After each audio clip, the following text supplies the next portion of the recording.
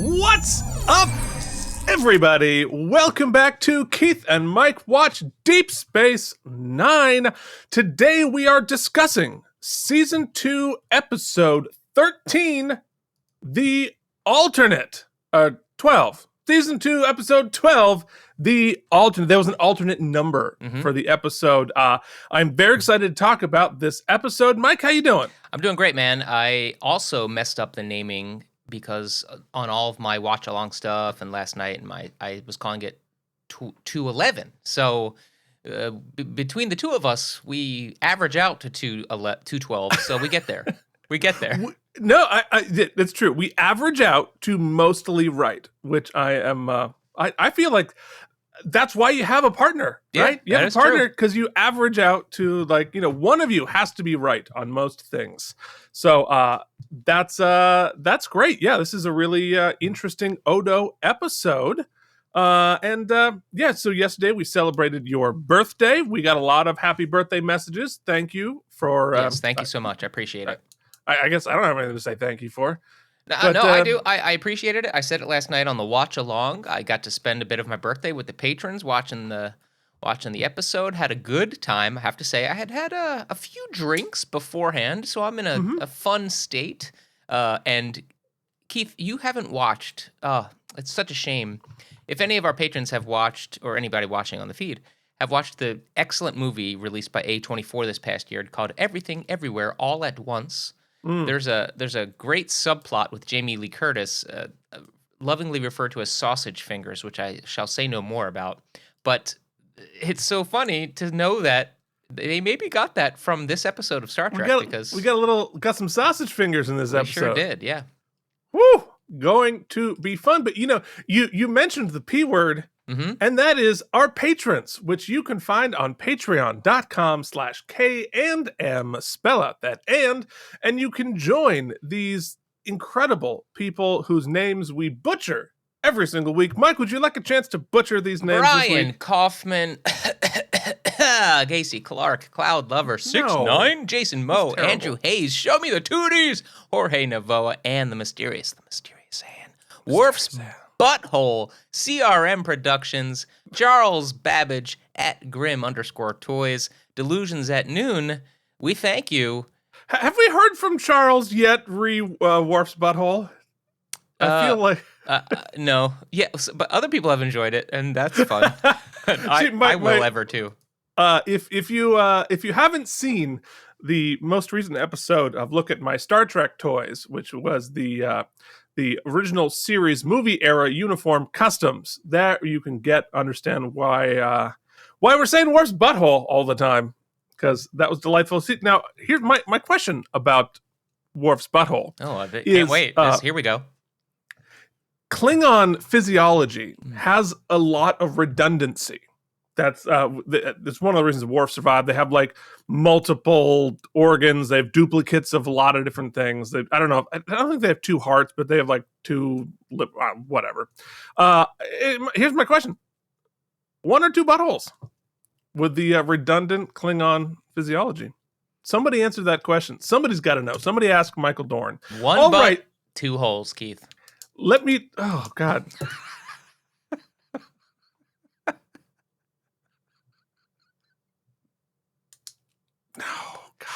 Keith really was trying to envision it. Okay, let's put it forward. Well, now we understand why Mike is so excited about his bidet. Yeah.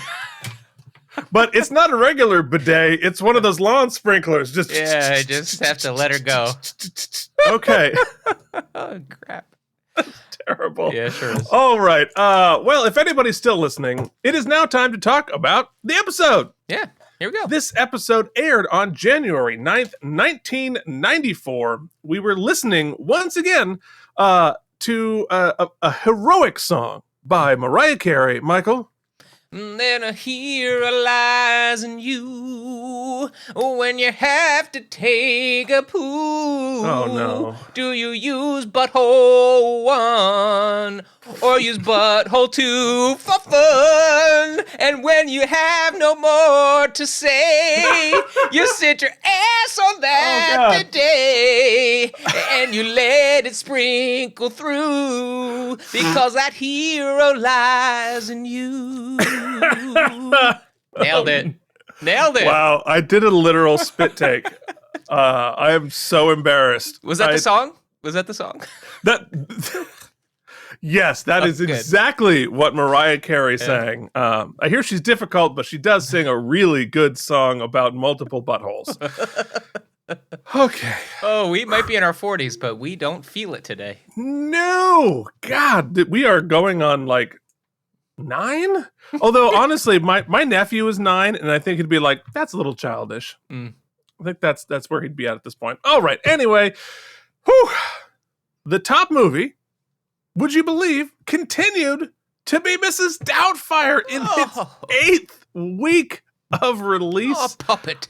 It's shocking. But there it is.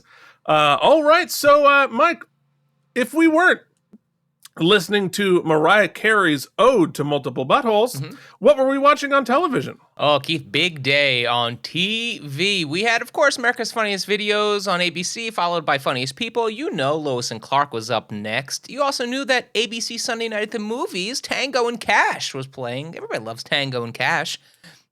Over on CBS, Murder, She Was Still Writing, Proof in the Pudding, great episode. Yeah. CBS Sunday Movie, that was Snowbound, the Jim and Jennifer Stopia story. What a big hit. Of course, Fox was ramming it home, Keith, with its huge block. Martin, Living Single, Married with Children, a double dose that night. Sequest DSV, which, Keith, quick spoiler, I got something special for us next week. Yes! We got an interview with Avery Brooks that is in next week's TV Guide that I have a copy of, so we're going to, and inside of that, I was able to see some pictures from advertisements for Sequest DSV, so now I remember Sequest DSV. And the dude, the doctor from Halloween Ends is in it. Yes. Well, very exciting. Speaking of doctor, we got some Doc Brown hair going on over there. Yeah, I know. I had a hat on, and then I was going to put it back on, and then I said, you know what? F it. I love it. Deal with it. I love that. I also love the fact that you went and bought a 30-year-old TV guide because it had Deep Space Nine on the cover. Well, I saw it this past summer at first of all, the fact that people collect TV guides and then sell them is surprising to me, but then people buy them. So I guess it's you did. The two surprises. Yeah, that's what I'm saying. The two surprises canceled out, but I held it, Keith. I held it into my dear grasp because we were still in season 1 when I bought it. And this was a season 2 Avery Brooks interview. I haven't read it yet. I'm going to share it with y'all next week. But Keith, I'm excited. The bigger thing that we got to talk about.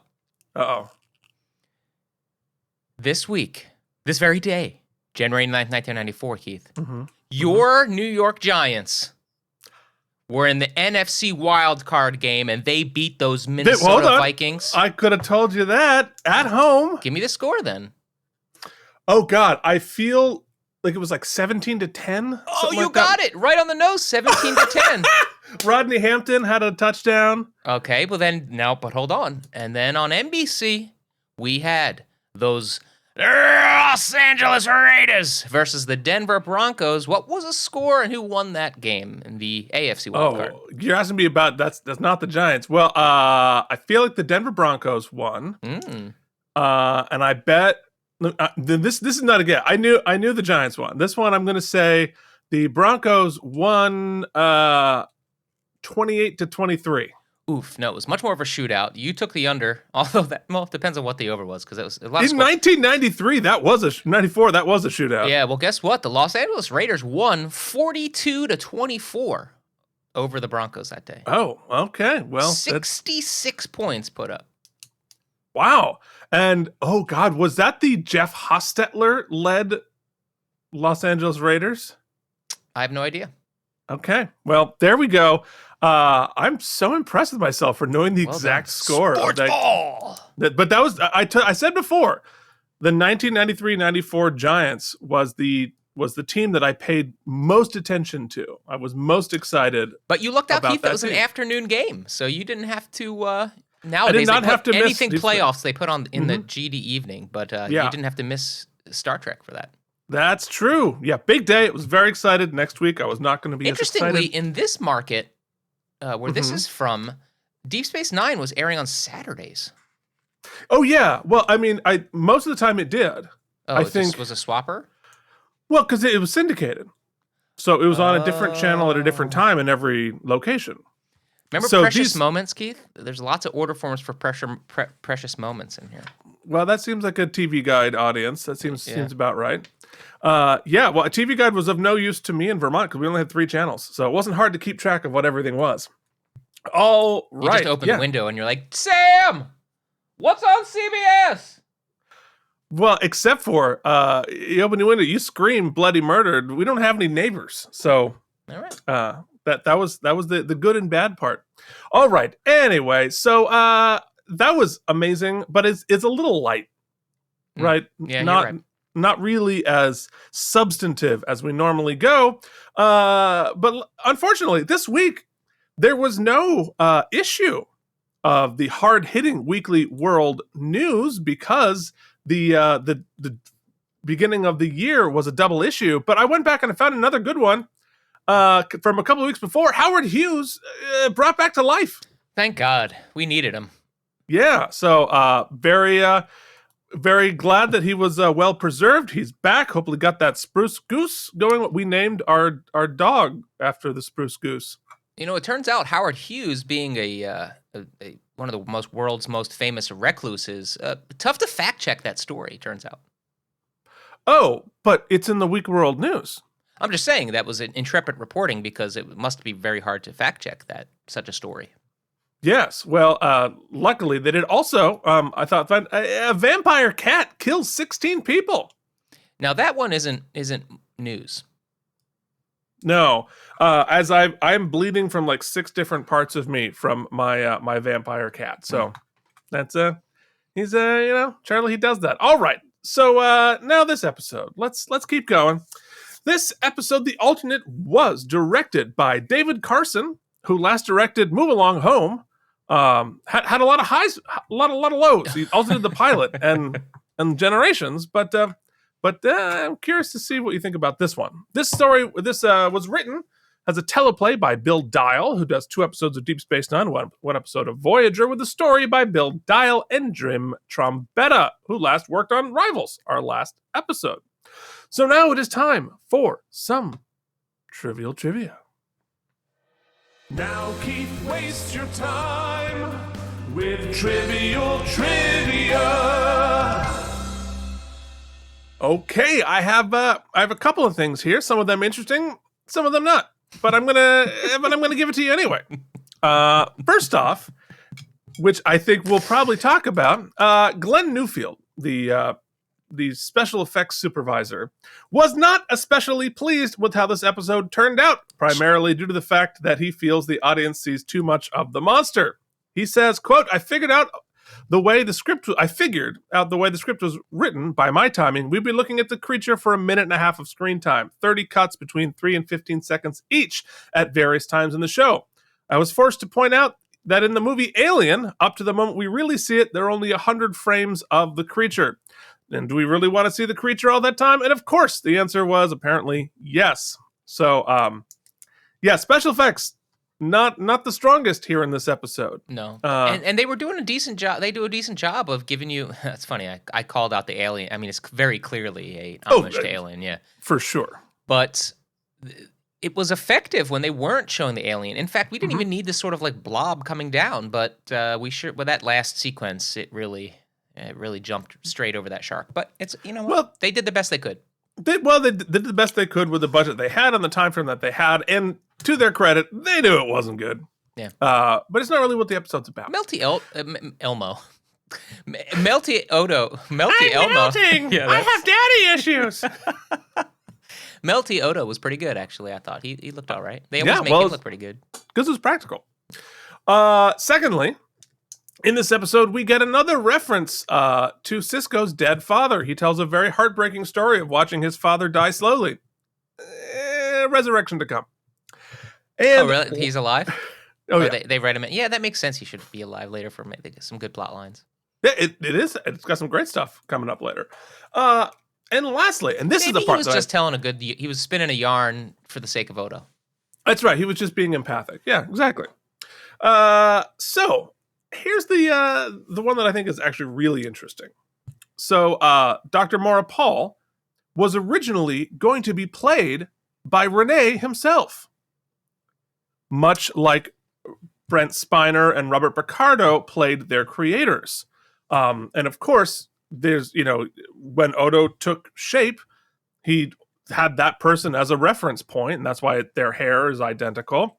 And it would have made perfect sense to have Rene play that part and have Odo's appearance be approximation of I will Rene say, really I looks did like. comment on the watch along. I do feel that they are, it is still good casting. I do feel that they are facially and the way they made them up, their likeness is enough that I got the same inference than as if it had been Rene, although that would have been better.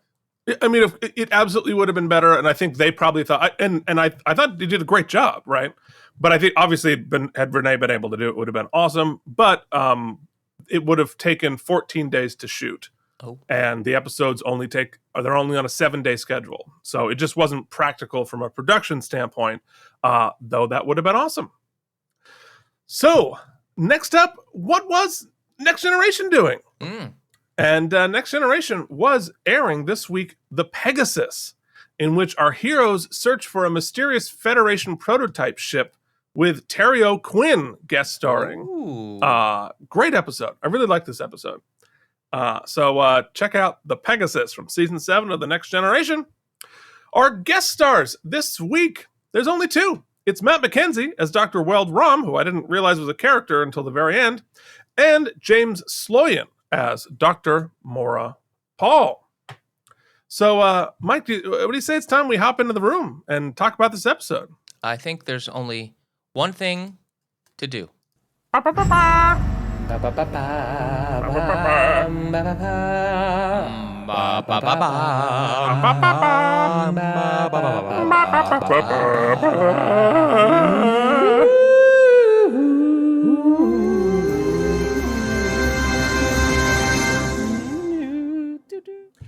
Okay, folks, I think the only thing that could possibly be more annoying than that intro is like saying, Alexa.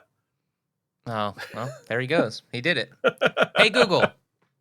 Oh, I got her for sure. But, hey, look, I, of course, changed mine to computer. Duh. Of course you did. So, in the teaser, we begin with Quark selling off chewing tobacco tins of a Ferengi named Plague. He apparently was an inventor of modular holosuites. You can get a portable holosuite. I would literally never leave the home. Yeah, well, you don't want to do your business in like a big one with other people. You know what I mean? It's well, like the right. Peep Show. It's like the Peep Show. You want that private room. I mean, I hear.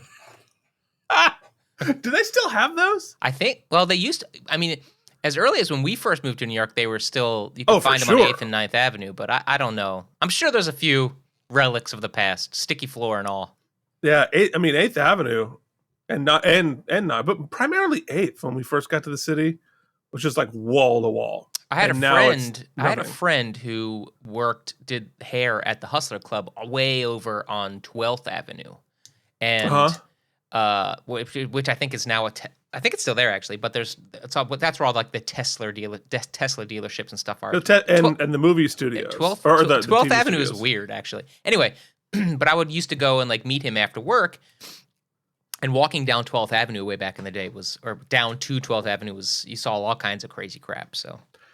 Yeah, and now it's all just moved down to the 30s. Yeah. Oof. Yeah, I was there a couple times this week. All right. Anyway, where were we? So we're selling dead pieces of flesh. We're selling desiccated Plague. So Odo enters and is interested in buying one. He likes death rituals. He wants to collect dead Ferengi like action figures. Put them on a shelf just like we do. And of course, he's going to want one of Quark. And he actually buys a Plague. He actually pays for it, but he's a little nervous it might be a knockoff. And Quark's like, no. It has the Ferengi seal of dismemberment. But then Odo announces, "Oh yeah, Plague's alive, buddy." So that's not ideal. I think that's a fun beat because it has nothing to do with the episode, but it's like the second or third time we've talked about this ritual they have, which I think is interesting. And I think Odo is interested in it. I think it's a fascination, like it's a morbid fascination. But I think it speaks to like, the Ferengi commerce and all that stuff. But I was thinking about, what kind of a far out idea it is. But then you start thinking about what the Catholic Church did with indulgences way back in the day. And they basically was that, right? If you go to like Barcelona or any cathedral now in Europe or Spain or whatnot, you can see like, oh, here's a piece of skin from this saint or this, that is this holy object. And you're like, wow, that's just quark. Oh, yeah, you're paying your little donation to go see that fleck of skin anyway. So, well, I mean, there's like human death rituals are all over the place. Yeah, that's weird. It's and if you think it's not wrapped in commerce, wait till someone you love dies and look how much they try to charge you for a casket, which is a box. God, I can't even imagine.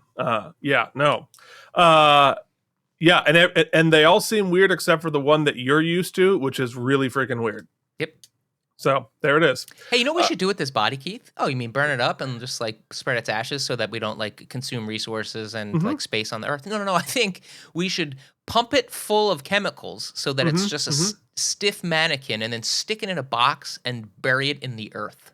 And intentionally make it last as long as dead humanly possible. Yeah.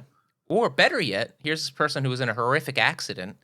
Let's have a whole profession of people who just piece them back together so that we can have a 45-minute party that we're also going to charge you a lot of money for.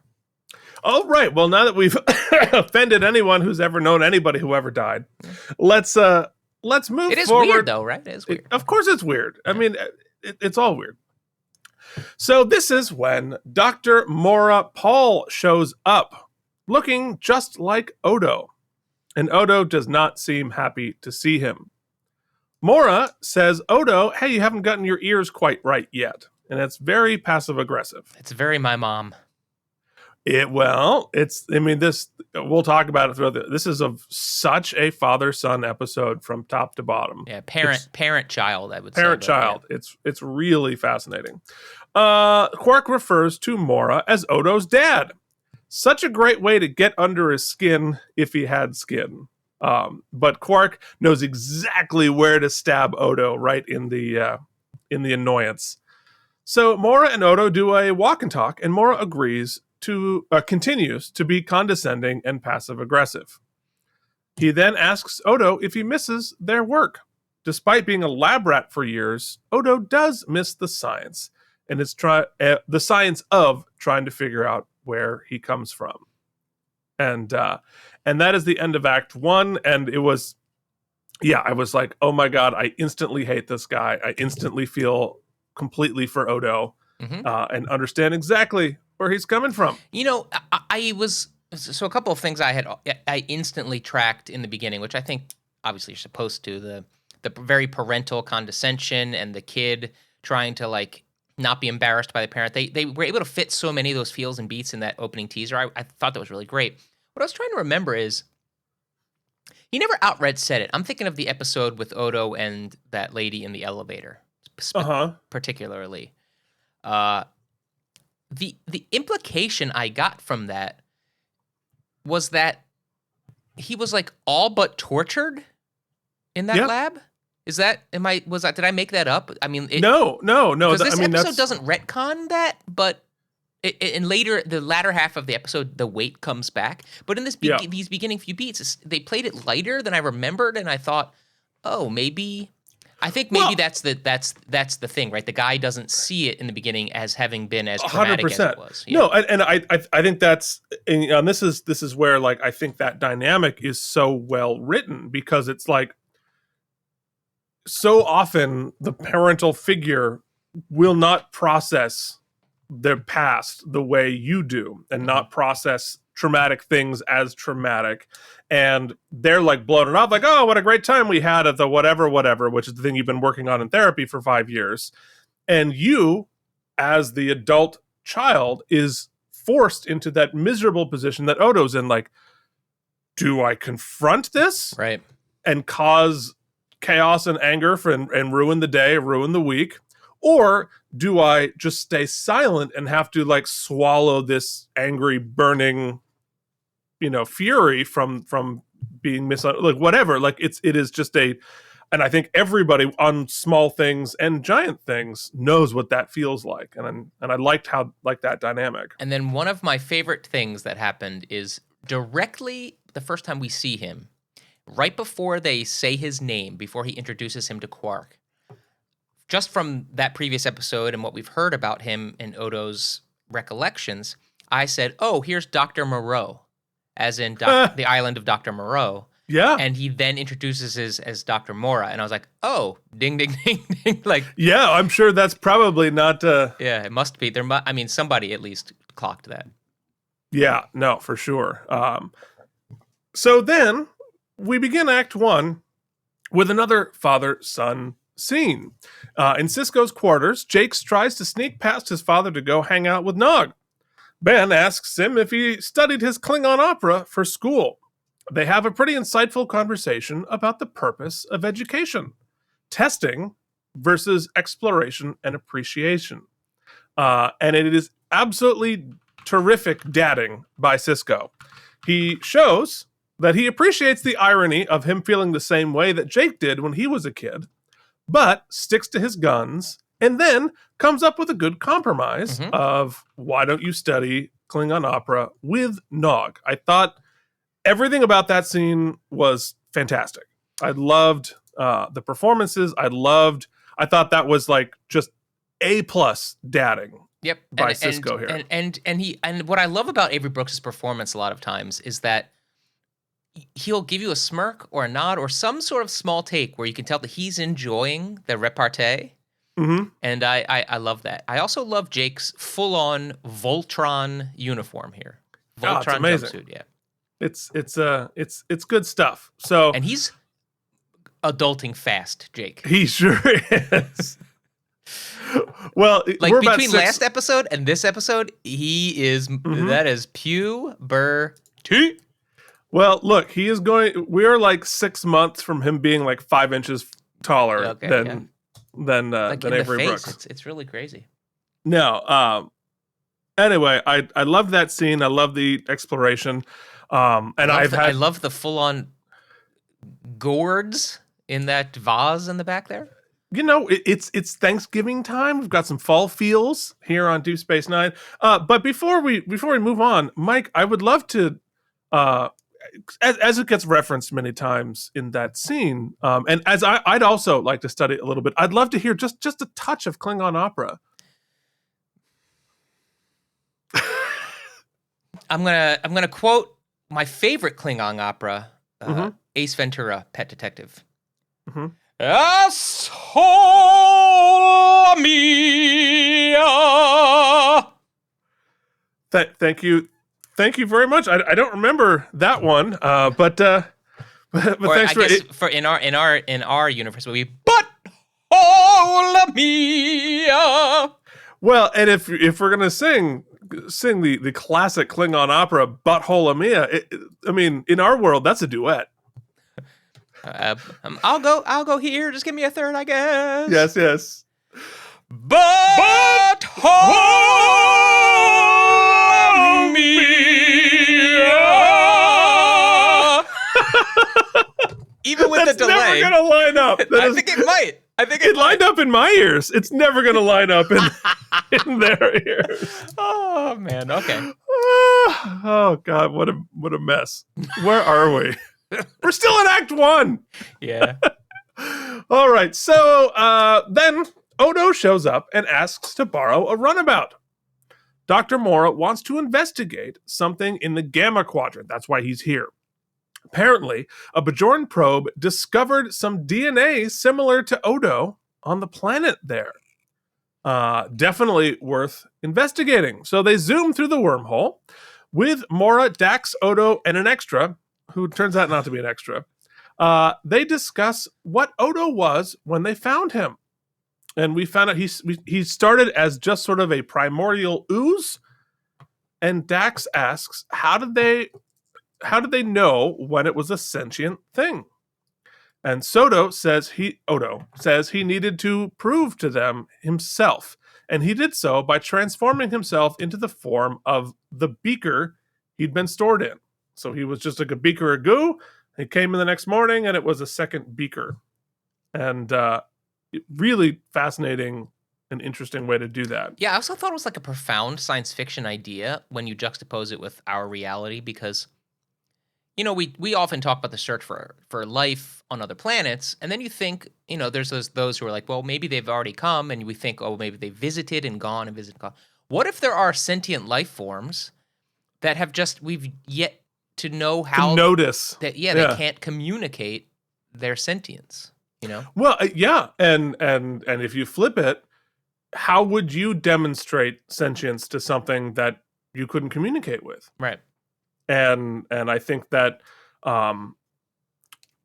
in a lot of ways, in the Voyager spacecraft that we put out there, when we're like doing math problems, and we showed some math, showed some art, showed some anatomy, they're all basically ways of saying, hey, look, we're sentient. And I think replication is a good way to demonstrate that, which is what Odo was doing. So well, and then the way I twist it, because I like to do these thought experiments where I play devil's advocate with myself. And you would say that, oh, well, science and figuring carbon base and all those things would tell you what's sentient. And I would say, well, maybe, but then think about all of the sentient life we know about that we just ignore its sentience, right? And what that means. What's the implication of sentience, right? We still torture and maim and kill and eat a lot of things that we probably shouldn't. Delicious, delicious sentience. Yeah, no, I mean, it's... Yeah, the convenience, our convenient ignorance. Well, it's not always convenient. I was going to say that ignorance, because we say, oh, the search for intelligent life. Oh, yeah. I mean, but if you're a dum-dum, no interest. Yeah. Well, and the definition of intelligent is defined by whether it's convenient for us to define you as intelligent or not. That's just because that's part of human nature. Anyway. Also, but then that's Odo is, and what I love about this episode, despite some of its foibles, is you really get an appreciation. You really get to think about and really hone in and zoom and think about just how extraordinary Odo is. Yeah. And singular. At least that we are aware of. And I love too that like you get the idea that when he was in the lab and he was learning the replication skill, that he was young or a baby or like an infantile of some sort. But we don't know that. We don't know how old he is or how. No idea. It's cool. No idea. Yeah. Mora says he misses working with Odo. So they arrive at the planet and beam down. And there's the ruins of a civilization in front of a painted scrim that does not hold up well to the upscaling. No, also, as this feels like a set from, what was that? Legends of the Hidden Temple on Nickelodeon. You probably never saw it because you didn't have TV. I did not. We had television. We had a talking picture box. Mm-hmm. It just wasn't, didn't have a lot of talking on it. Some of it was French. Oof. Yeah, that scrim does not hold up. That whole set does not hold up well to the scrutiny of even up. What is it? 480 now that we're 720. We're looking at now. 720, yeah. Whew. But hey, look, that's part of the deal. You upscale, you're gonna show the seams. I wouldn't want to be upscaled myself. Thank you very much. They examine a pillar with some runes on it that they think might be related to Odo in some fashion. And Dax, of course, suggests just pillaging the historical site by taking it to the station. Oh, I thought I got a screenshot. Dax, as all this sci-fi equipment, Dax is literally holding in this scene a 70s boombox. Well, you got to bring your tunes with you. Yeah, that's true. You can't do science without tunes. Oh my God, my hair really is a treat today. It's really quite something. Then the extra, who apparently has a name and is not an extra, discovers a silicate-based life form, and Mora thinks it might be Odo Jr. He literally says that. Yeah. Which is, yeah. But I think it's because we talk about carbon-based life forms. It's not even a carbon-based. Oh, there she is. She's got her boombox. She's popping. She's locking. That's her case. If you go to the action figures, it opens up. It's like a little briefcase. It's not just a boombox. Also, I hope there's no laws of what do they call those historical? Just full on pillaging. Yeah, it's just like, is this an ancient artifact? Yeah, let's take. Yeah, we just beam it right off. No, 100%. Like that is some crazy non-federation. That's like rolling into Egypt and being like, "Oh, Sphinx, we'll be taking this with us." Boop. Yeah, it's like literally what the West did for all of the rest of the universe. Keith, like, for science, okay, buddy? Yes, those scientific money I pay at the museum. All right. They beam the pillar off, and then there's a giant earthquake.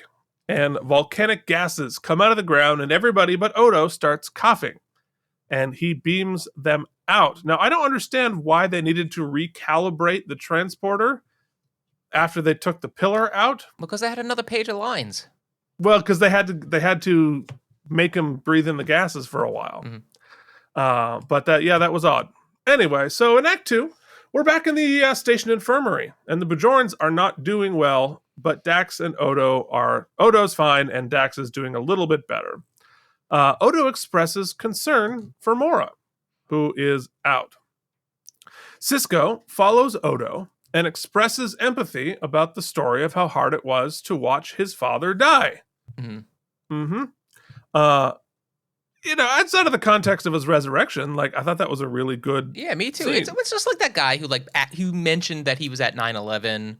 But then it like spiraled and got out of hand, and it turns out like he wasn't at 9/11. But then it's like there's more embarrassment to admit that you were kind of fibbing. So, Oh God, I have such a good story about that, but I'm not gonna tell that. Like, maybe like in a wedding speech. Oh God, let's move forward. It wasn't mine or his; it was a mutual friend. Anyway, but after Cisco expresses empathy about watching his father die, Odo's like, Mora is not my father. Very declaratively so. So we head back to the science lab, and O'Brien says the life form keeps changing every time it replicates. I'm timing you out. Sorry. I'm sorry I do this. This is just another one of those shots, and we should at some point go through and make a collection. Here's another out of focus in the foreground, incredible creature design that we don't ever see again in this episode, in the foreground here. Yeah, and I think, what is that, an Antikin from Next Gen? From season 1 of Next Gen. I think it is. I could be wrong. But yeah, crazy, cool creature design. It's funny to do all of that work and not use it. Not use it more. Like, why don't we have more guest stars that are fully up like that? But Keith, a peek behind the curtain. You know what just arrived at my house? What just arrived at your house? Cardstock. Oh, hell yeah! All right. Yeah, JD, you know what that's for, but nobody else does. All right. Because Mike's got a printer and I do not. Very excited about that. Anyway, so the life form keeps changing every time it replicates, which it does rapidly. And he decides to put it in a level 5 security field overnight. Because we don't know what's going on with this thing, and it keeps changing and growing and getting gooier. So then they stare at the column, and Odo hopes. O'Brien asks him, what is it? And Odo hopes, it's a key, Mr. O'Brien. A key to my past. But he only gets a hokey line. A key called a MacGuffin. A MacGuffin. Yes, a key. I guess less a MacGuffin and more a red herring, right? It's kind of a red, well... It's a red MacGuffin. It's in the context of this episode. Yeah, yes, it is a MacGuffin. It's also kind of a cheesy line. But whatever, it's fine. We're there.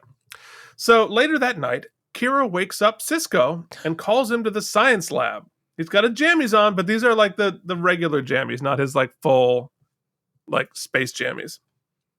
Calls him to the science lab. The life form has burst out of the container. And the place is trashed. Uh-oh. Definitely suspicious. That's cool, like melted glass effect that they have there.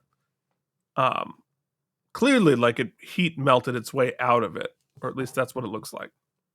So we go to Act 3, and also very much looks like the chest burster egg from Alien. 100%.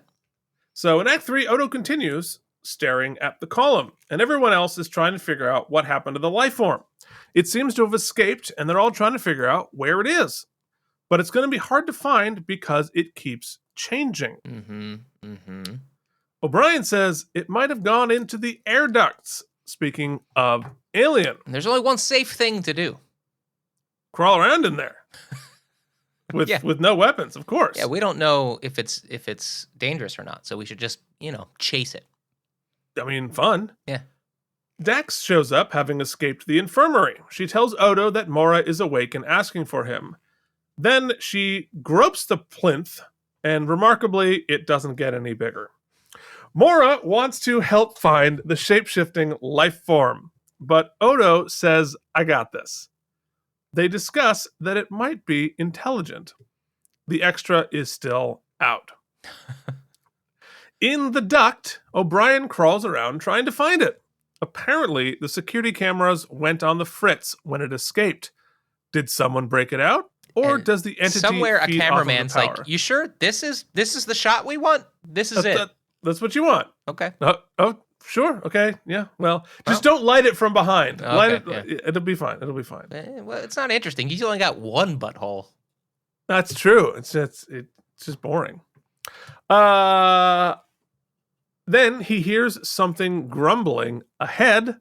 I wrote down good sounds, Jim, because it's ominous and confusing. Yeah, that is. There's a sound effect later that I don't agree with. Oh no! I feel like the monster's wail is could have been. I'm calling Jim. It could have been more ominous, I think. It's You a could have little been You could have been more ominous. It's weird. You can pick any bone on this show, but if it has to do with the sound, keep your goddamn mouth shut. That's right. You keep it to your damn self. You know what? You make that sound mute. O'Brien investigates and talks about making sure Keiko doesn't find out what he's doing. Yeah, that's a funny line. Which is fair and human, and I like it. Then he finds a bunch of goo that falls from the ceiling, and the life form, at least that part of it, is dead. Oh, gross. Gross. But how does he know it's dead? That's the only thing. I was like, how does he know? Well, he's got a tricorder. It says dead. Oh, okay. I didn't know it was that explicit on the tricorder. Dead. Dead. Just dead. Bashir tells Dax that the life form couldn't survive in their environment. Didn't have enough carbon dioxide, I guess. Dax asks Bashir if he wants. So after that, he's like, "Hey, you want to get some coffee before bed?" And he takes it like anyone in the world would. Mm-hmm. And she shuts him down. Mm-hmm. He then monologues to himself. So I was like, wow, it's not just like a few words you allow an actor a few words to talk to themselves in a show, and plausible, like you suspend your disbelief. That's TV. But when it goes on for like more than 20 seconds, you're like, no, this feels weird. It's very Shakespearean. Okay. To bang He's not wrong, or though. not to bang. That is the question, whether 'tis nobler. To bang. Well, to bang. Yeah, no, I also was like, this is pretty silly, because we need to stick around for what's going to happen next. On the other hand, I also, I'm in the house by myself for a couple of months, so I talk a lot to myself. I talk to the cats. I mask talking to myself by talking to the cats, but I talk to the cat constantly. But I still also do talk to myself. I also feel like there's always a missed opportunity in the show because they talk to the computer so much to make the computer more of a character, and he could be talking to the computer here. Uh-huh. You know what computer. I mean? Was Dax flirting with me, or is she just toying with my sad, sad heart? Let it go, Julian. But I can't. Well, then go to the holodeck. There's a 20% off sale on solo holodeck suites. Oh. Okay, great. Sold. I'm in. Wow, that bit sucked. Okay, moving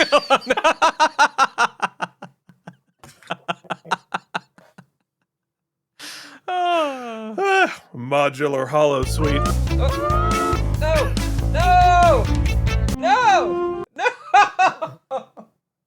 I need a firmware update on this soundboard because the touch sensitivity is too much. You need a firmware update on a lot of things. But okay. Well, he certainly probably had a firmware he didn't need. Julian was hoping for a firmware. Unfortunately, he got a semi-software. All right. Oof. Wow. Then he hears something go bump in the dark. Then a goo thing drops out of the airlock like aliens and tosses him across the room. See, I thought the effects held up fine here because it was dark and it sort of fell behind him. Like, that was cool. And he grabs a laser scalpel, which is awesome. He zaps it with a laser scalpel and it retreats back into the vents. Like, so far, I think like the effects were great. It doesn't end that way, but I thought it would be cool if like the next time we see Odo, there's like a small, like some sort of a indication, just so they drop some clues. It would have been better, but P.S. It isn't Scar. He's made out of goo. You're right. P.S. At this point in the episode, because I'm a dum-dum, I still had no effing idea what was happening. I did not piece it together yet. Well, you're not supposed to. You're supposed to think it's the creature. But yes. In Act 4, Mora is back up and helps Odo investigate. He asks Bashir if anything was out of place or if it was unusually warm, which they had actually noticed before. Maybe the goo monster makes it warmer and eats energy.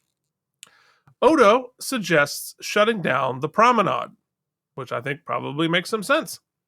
Mora keeps following Odo and psychoanalyzing him and makes a decent analogy between the scientific method and good criminal investigation. I actually I like a lot of his insight and the way they wrote him. They wrote him very analytical as Odo is. So there's a lot of those parallels. The parallels really well. Parallels are really great. And I also thought, what was the actor's name who plays him? It is James Sloyan. I thought that he did a great job of amidst his performance, fluctuating between potentially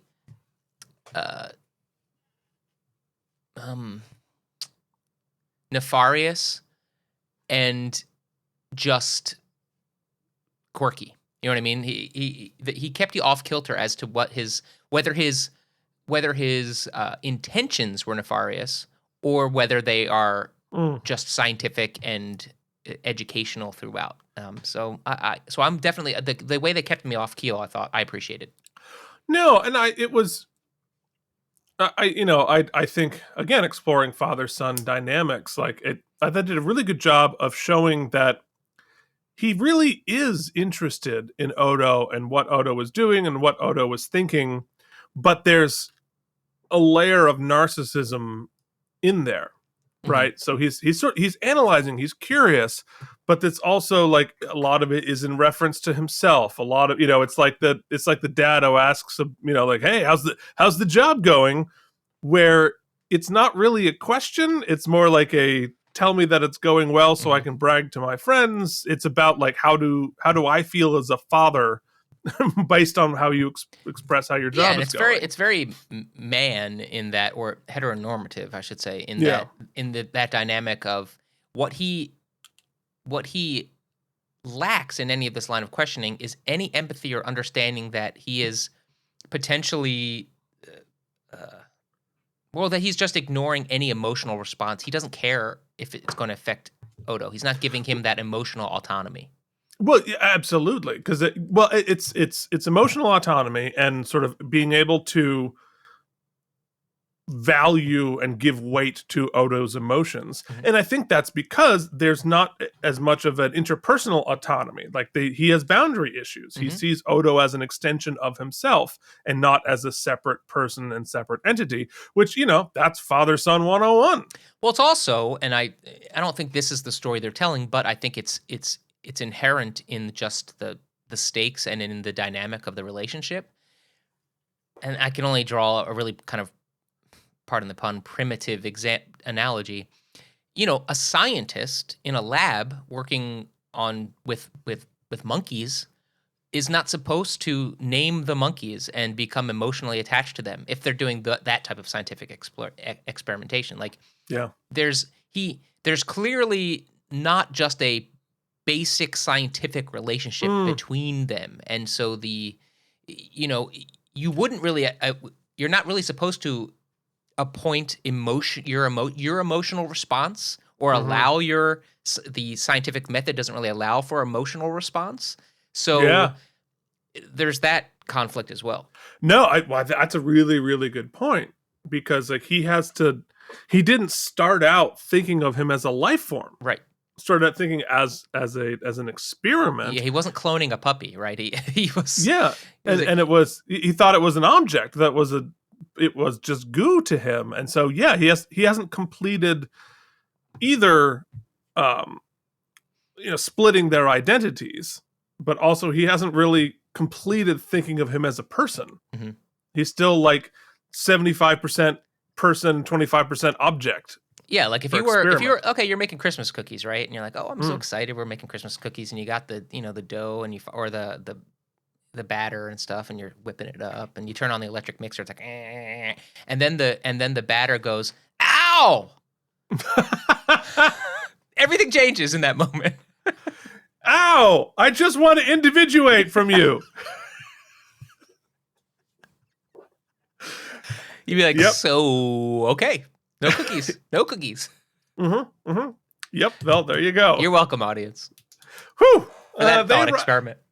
Well, that sounds delicious. They arrive at the science lab, and Dax has had no luck. Mora grills her about Odo. He misses him, genuinely, but knows that Odo resents him. It's very, very father-son. He expected Odo to come back home, but he didn't. Then the computer has finished a comparison between the life form in the infirmary and the one on the planet. It's a little ambiguous, so Dax is going to run another scan. But Mora has figured it out. He goes to talk to Odo. He's impressed that Odo has discovered the ability to read humanoids, which is interesting from a scientific perspective, but like, why wouldn't he be able to? Odo has had a life as long as we do, being able to read social cues and even if it's not your species, right? I can read, for the most part, my cat's expressions and mood and social cues, even if it's not the same species, because I've spent time with them. Yeah, but Charlie didn't start as goo. I don't know what he started as. Yeah, he was a rescue. It's that whole journey. Well, you know what I mean? Like, I think that's the point, is that he's like, look how far you come. Not only, we struggled in the beginning even replicating the ears, and yet you've been able to read their minute body language and stress levels and all that stuff. That's fair. It's also a little weird that he can't do ears. Do you know, but when this line of discussion starts, Keith, I'm going to, do you know what did not read the cues? What's that? Me. Because we're about to enter this scene where, he's trying to ostensibly help Odo, but Mike figured out that really all along is he wanted to trap him back in his torture science lab. And he's the monster. Dr. Moreau is the monster, and he is manipulated this whole experience just to trap Odo and get him back. That's what Mike thought. In fact, here we go in our newest every once in a while segment. What did Mike say during the watch along last night? Oh yeah. And here we go. Let's hear, what did Mike think? What do you think they'll do with you? They won't know what to do with you. They'll put you in a high-security prison or quarantine you on a deserted asteroid in the Gamma Quadrant. Odo, they'll put you in a zoo. Fuck this guy. I don't. There we have it. That's what Mike thought. Well, I don't necessarily disagree. It's just that the torture science experiment was metaphorical. It's like going home for Christmas. Nailed it. All right. There we go. I actually like going home for Christmas. Anyway, so he tells Odo he's figured out that the mysterious sample DNA going around causing trouble is Odo himself. Odo says he was sleeping in his pail during the attack, but Mora thinks he was doing it without knowing. And he asks if there are other unsolved crimes that he might have been doing this before. Odo is naturally furious, and he thinks it must have been the gas that is causing this. Odo says he should tell everyone, and Mora scares him by saying they won't understand, and he'll put him in a zoo. We saw that scene. Mora asks Odo, what humanoid has he trusted other than him? And Odo says, what makes you think I trust you? I learned it by watching you, okay? I learned it by watching you. I mean... That's for our 80s kids. Yeah. It's such an invested and vulnerable performance from Rene. I think he just does fantastic work here. Mora is furious and yells at him, and Odo starts to melt.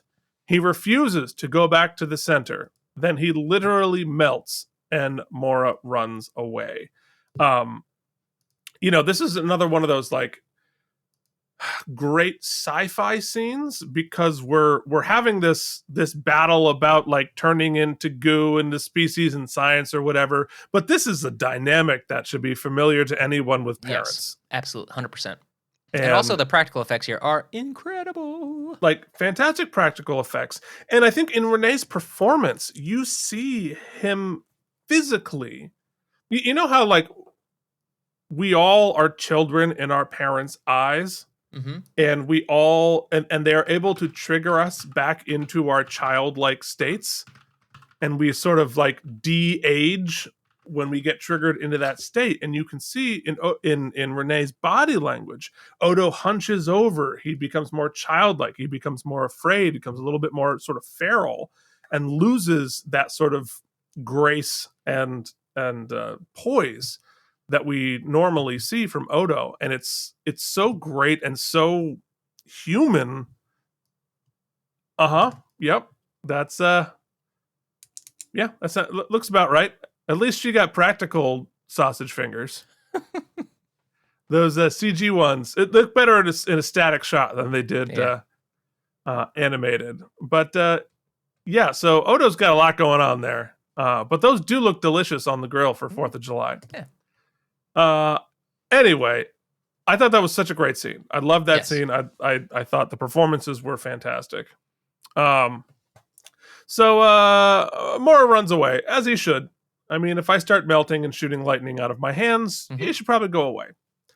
So they go to Ops, and they spot a power drain above the security office. And they shut off power to the area to make it dark and scary. Mora shows up on Ops and rats out Odo. He says the new creature isn't Odo, but it is being controlled by Odo's subconscious. Oof, we're getting into really good therapy stuff right now. Odo was trying to rescue the sample. But this is kind of the opposite of everything he just said to Odo. Do you think he was trying to manipulate the situation in his subconscious to get Odo to just come back with him? Because he then contradicts himself. And then goes to immediately trust the other folks. Yeah. I mean, yeah, I think maybe. I think that, Dr. Mora isn't crazy, and he understands like this is the only way to go, but deep down, what is his super objective? That's to get Odo to come home. Right. And I think in this situation, like he knows that he can't do that. He has to go for help. But yeah, he does contradict. He said you can't trust these people, and then go straight to them for help. Obviously the situation had escalated. Yeah. But still, yeah, I mean the super objective of make Odo come home is pretty clear. But I love the idea of Odo's subconscious running the show here. Mm-hmm. Protect the baby thing that's being tortured so he doesn't go through the same experience that I did. Maybe kill that guy. And and kill your dad. It's very edible. Yeah. Yes, and I think it's just great sci-fi motivation writing. Oedipal, but yet his hands are edible. Mm-hmm. Mm-hmm. Okay. Yeah, I really had to pull that one along, try to connect the... Okay. Cisco comes up with a plan to lure, then trap Hyde Odo. We have a full-on Jekyll and Hyde situation here. Mora offers to serve as bait. They set the trap up on the promenade. They don't know where he'll emerge. Man, for all those people, it's very easy to just shut down the promenade. Like, they do it a lot. They're like, all right, everybody go home. Nothing to see here. We're about to do a force field trap thing. Well, yeah. Very Ghostbusters. So their solution here is just straight Ghostbusters. I mean, I think the solution to all problems is straight Ghostbusters. You're right. Cisco says set phasers to maximum stun, and if it doesn't work, use kill.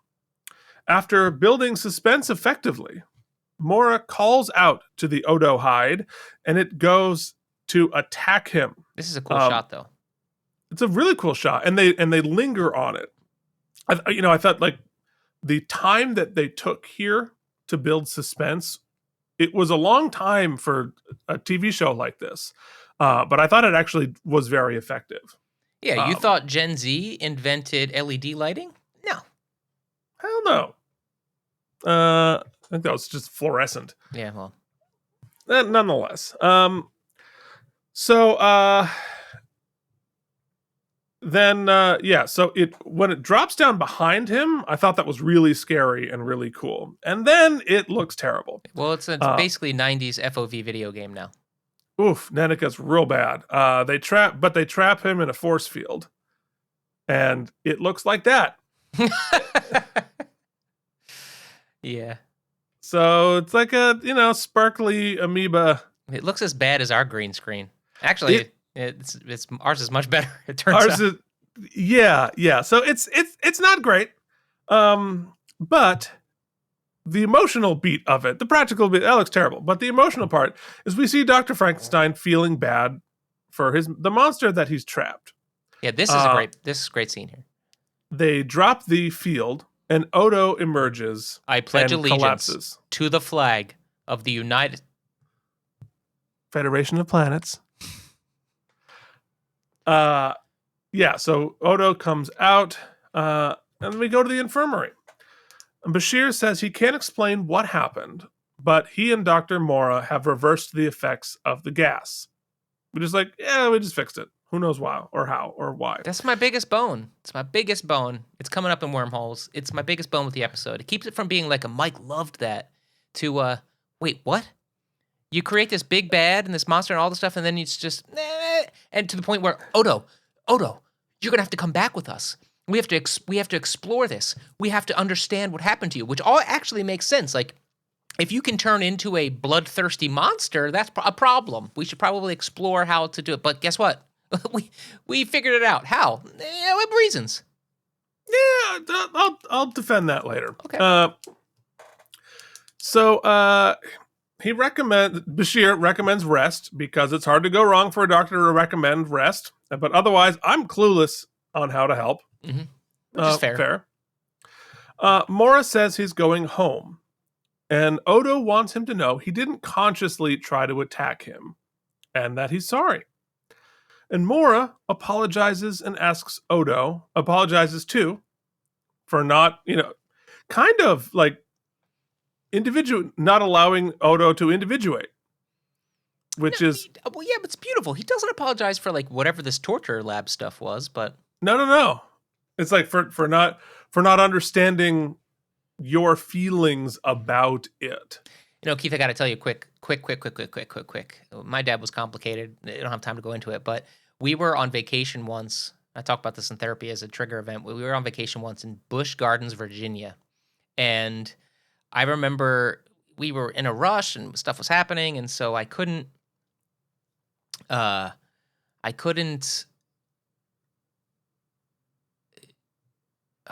what it was. But anyway, my dad kept dismissing me and like saying stuff. And I don't know how I did it, but I was like 8 years old. I summoned up the courage. And I said, Dad. And he turned around and I said, that hurt my feelings. I don't remember what he said, but I said, that hurt my feelings. I got the emotional courage to like confront my dad about it. And you know what he said to me, Keith? Which led to years of therapy. One of the many reasons. I can't imagine. He looked at his watch and literally said, we don't have time for your feelings. Mm-hmm. Totally dismissed, and then we continued on. I was like, oh, and looking back, parents do that shit. Okay, here we go. Sure do. We all do. Yeah.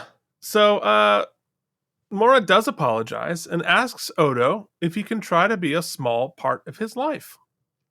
And Odo says yes. And yeah, boy, I wrote down, damn, this episode feels a lot different at 40 than it did at 14. And like that, negotiating how to have, be a parent and be a part of your child's life with all of that baggage and all of that mistakes. And like, it's, there is a lot packed into that little interaction. Yeah. That I thought was really profound. You want to know what else is profound? It's Mike's Star Trek vocab now it's quiz. Time for Mike and Deglio's Star Trek vocabulary quiz. All right, I want you to try to keep this PG, but Mike, what is a modular holosuite? Keith, that's when you're running that program that's a solo program, and so you don't want the big room. You got to get that solo suite. And it was invented by a very not dead Ferengi, but you can still buy a piece of his rotting corpse. Yes, you can. Do you remember his name? Plixel, but the new Google Pixel 7. Yes, exactly. Or Plague, but Google Pixel 7. We'll take it. And actually, on that same vein, Mike, what is a Ferengi seal of dismemberment? Oh, Keith, that is the official sticker that signifies that this is indeed Keith Varney's rotting flesh inside of this Deep Space Nine tin that I'll be selling once you're dead and gone. Okay, well, you're going to get a lot of those discs. I don't know if I'm going to sell them all. All right, let us come along home. AlamaRemmys, count to 4. AlamaRemmys, then one more.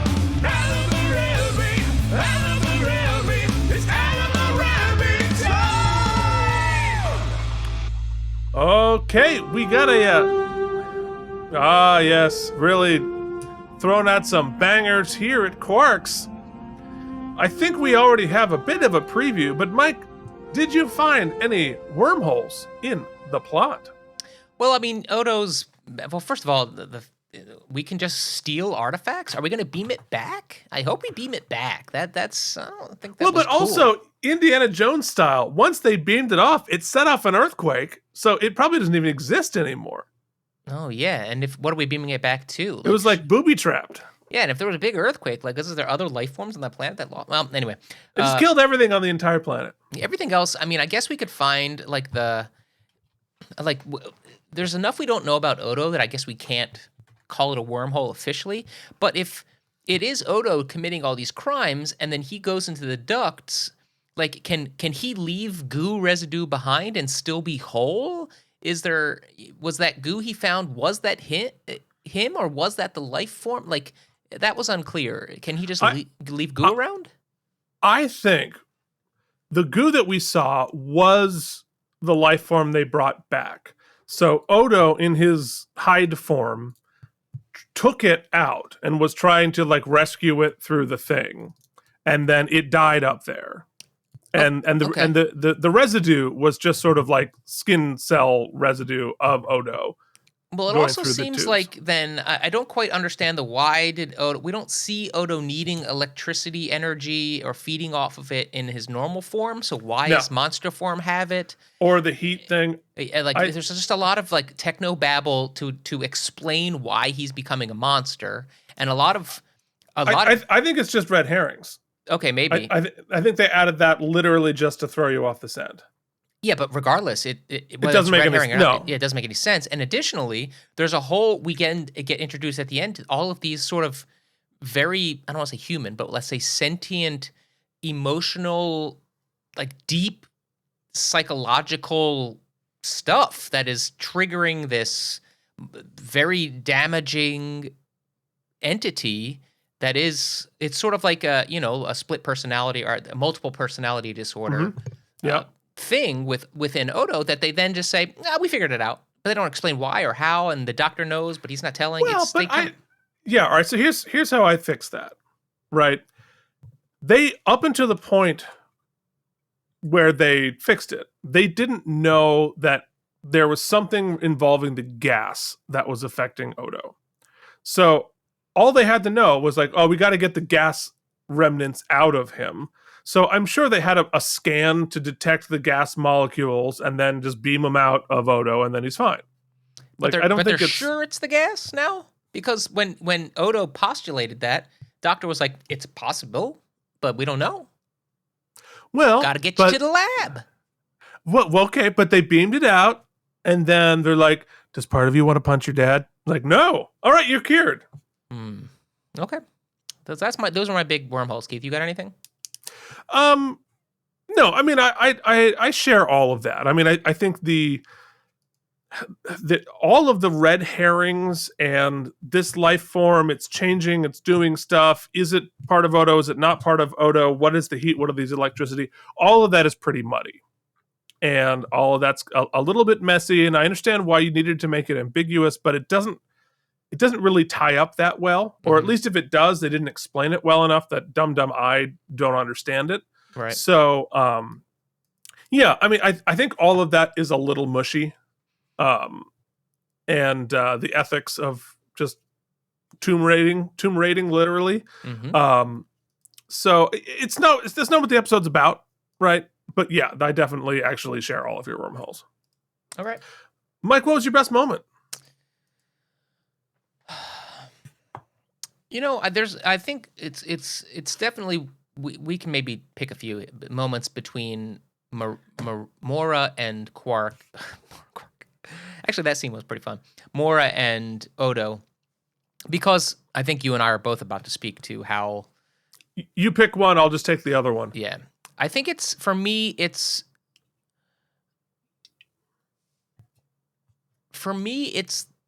the moment in the lab, or when he confronts Odo and sort of makes him go into his goo state. Because... In his office, yeah. Yeah, it's... In my read of it, it's the scene that has the most emotional varying states. So in some subconscious level, he's provoking him on purpose, I think, in some ways to draw out the monster, but also as sort of a manifestation of the way he has behaved towards Odo this whole time, and also his frenzied need to get Odo to come back home.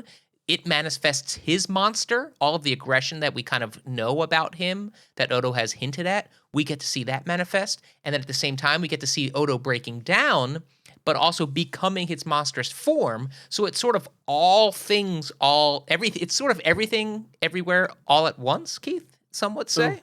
So I just think it's a really, and I don't think it's as successful if there aren't two really great performances taking place. One of them under probably incredibly difficult circumstances to have to continually cut the camera, redo the makeup, shoot the couple of frames, do it again. So really great scene. And it does one of those things I think that is great storytelling. We could probably cut the cameras here, refilm this scene, and have a completely different take on it. I think you could read it a lot of different ways because they allowed it to have so many intertangling parts. So I'm going to pick that scene. Yeah, and I mean, I think about that scene, again, father-son perspectives, right? Where you have these conflicts and these feelings that bubble under the surface for decades. And you're having this argument, you're having this fight in your subconscious, in the back of your head for 10 years, 20 years, 30 years. It could be most of your entire life. But every once in a while, for some people, you have that moment where it all gets vomited out at each other. And I don't know if other people have had this experience where you're with your family member, it could be your parent, it could be your spouse for all you know, where you're just like having a normal cup of coffee and then something switches and you are screaming in each other's face in a way that you never have before, where all of that subtext finally gets triggered and all of that, it felt so human and real to me. Mm-hmm. And I think it led to the next real human moment at the very end, where Dr. Moore knows that he's screwed up, and he's really screwed it up, and he's a little bit nervous, he's a little bit frightened of Odo's anger at him. Odo similarly is sort of embarrassed by how he reacted and went a little crazy as well. And so they're both sort of cautiously tiptoeing back. And, and his like, can I just try to be a small part of your life? I think that is if not universal, a relatively common dynamic when you've had a rupture within a family and then you're trying to like, I just want to be a little part of your life. I know that I know that we didn't individuate and I sort of dominated and I caused all these problems and I understand that, but I still want to be a little bit a part of your life. And I think that is, I found that very touching and very real as a story. I mean, I think the writers of this episode have gone through all of this. Mm-hmm. I think there's no question that if you wouldn't be able to write it with this level of specificity if you hadn't gone through that experience. And I thought that was really, really excellent. Yeah, so I guess that you started the conversation here. And I think, I think the more powerful story, we were talking about this on Geekly yesterday, that you could tell with these set pieces is that sometimes you don't get that resolution. Sometimes you don't get the person who you want to hear these things from, or you want that reconciliation from, or you want to at least explain the emotional trauma they've caused you to. Sometimes they don't hear that, or they don't see it. Yep. And you're going to have to be okay with that. I think that's an important part of life, but that's not the story we're telling here. So that's understood. What I think is great here, and we talk about great science fiction when it does it right, is that usually my complaint in a story like this is that that's a lifelong thing, Keith, right? For someone to learn that lesson, for a character, the father surrogate here to learn that lesson. So what better way than just a 45-minute episode to expedite that time than to physically manifest that monster and be made to face it head on, and then that epiphany seems, that seems in real time. So I'm cool with it, which I think is great. Science fiction can do that. In a drama, if we came to that with no sort of emotional explosion, I'd be like, well, that felt like a lifelong journey that we truncate it into 40 minutes and that cheapens it. And here, we don't have that problem, I don't think. Like you said, the CGI sucks, but it's who cares? Doesn't matter. Yeah. So I think that's really powerful. And I loved that they wrapped it in a mystery, that there's red herrings galore, and we could, there are some holes in it, but that kept me on edge. And so I felt that unease. I both identified with Odo emotionally, and in even the quirky bits in the beginning that are almost played funny, even though as I said, those have lifelong triggering effects and ramifications and consequences. But also in those end moments, I see them a little differently, as I know, like I lost my dad, and so I didn't get a lot of that reconciliation, and the stuff I did get was in a hospital, in an infirmary, and so it meant it was special, and I to break it down into the most, what I think is really an important part of this episode, is that it doesn't, like a lot of television shows, especially now, they just sugarcoat everything. Everything is freaking sugar-coated. Oh, we got to go rescue Dad. Indiana Jones is a great example. We got to go rescue Dad, and then they're quips back and forth. Sort of like comedically bickering. And here it's a relationship that is complicated, because they are both, not one of them, even though Odo is very complicated, they are both complicated figures with complicated stakes, desires, and are coming to terms with things. And the reconciliation isn't easy, and it's not finite, and it's not complete, and it's maybe not possible. They say it would be nice, but they don't say it's going to happen. So I like that we're telling a complex emotional story with an ambiguous type ending. I really liked it. The CGI is not great. Some of the other stuff is kind of, but the core was there, and that's the cool. The core is there. I'm going to give it 81.5 self-sealing stem bolts. Yeah. No, and I think the end is very much not wrapped up. You know, like I believe that is the beginning of repair, not the end of repair. And it's still pretty tense. I mean, even in the way that it's phrased is tense. And that again feels so real, and that they're both, I think they both come into this situation genuinely hurt by each other. Mm-hmm. And I think that is, if it's not universal, it's pretty common that in a situation like this, that there's just so much misunderstanding that happens between parents and adult children. And both sides are probably genuinely hurt. and there's a really, it is hard, I think uniquely hard, to see the humanity in parents and children. I think it's hard for parents to see the unique humanity in their children. Because they came out of them, they raised them. It's hard to think of them as separate things, as separate people, as complex and unique and separate from them.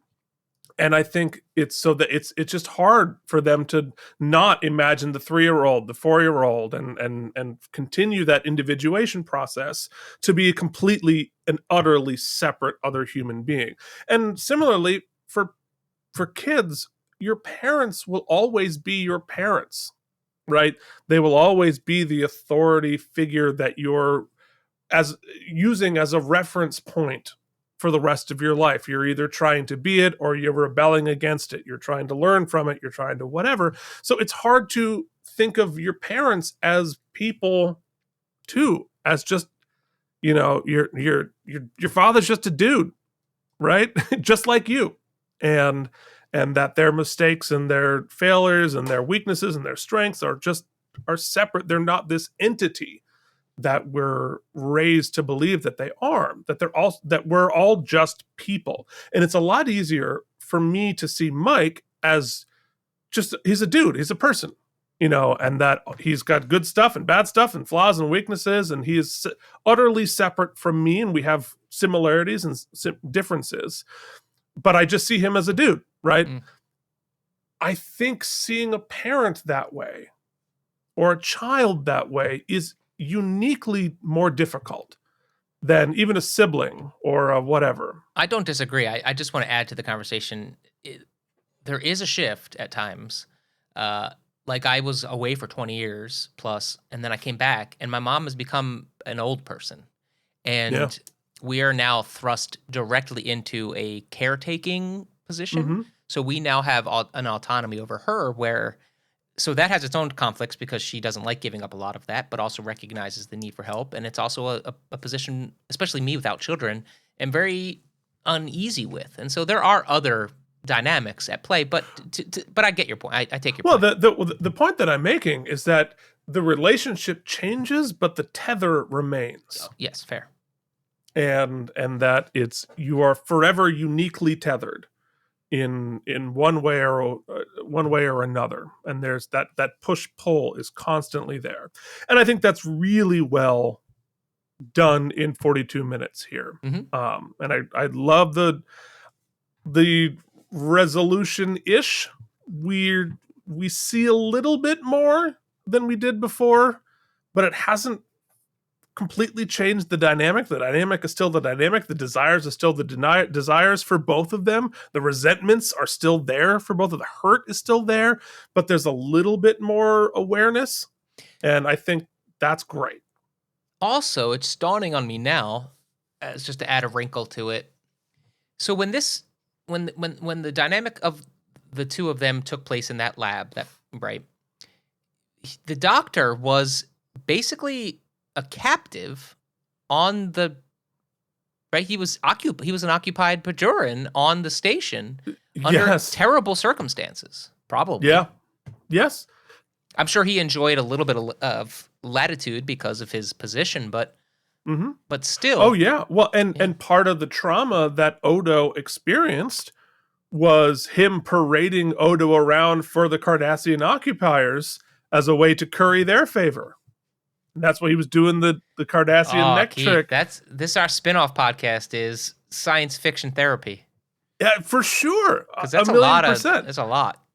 That's a lot. And Odo's resentment for having been put through that is gigantic and very well earned. And Dr. Morrow's also like, I'm just trying to survive. This is what I needed to do to keep a roof over my head and keep food. Oh my God. Sorry. Guys, don't Sorry, Mike. You just got a bite of the old.